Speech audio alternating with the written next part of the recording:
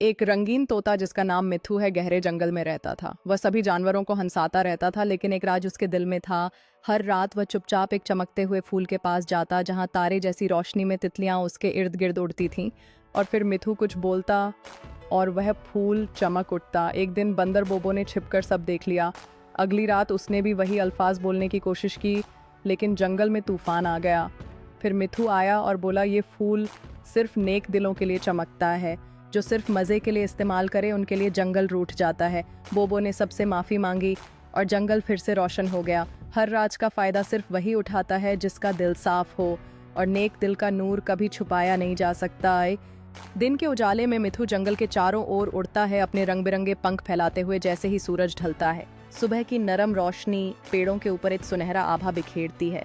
इस बीच जंगल के विभिन्न जानवर उस खिलते हुए फूल के चारों ओर इकट्ठा होते हैं, जो मिथु के राज को लेकर उत्सुकता से भरे होते हैं। मिथु जानवरों को समझाता है कि सच्चा आनंद उसी में है जब वे नेक दिल होकर जीते हैं। सभी जानवर उसकी बातों का महत्व समझने लगते हैं और एक साथ एक नई शुरुआत करने का फैसला करते हैं, जहां दोस्ती और प्यार प्राथमिकता बनता है।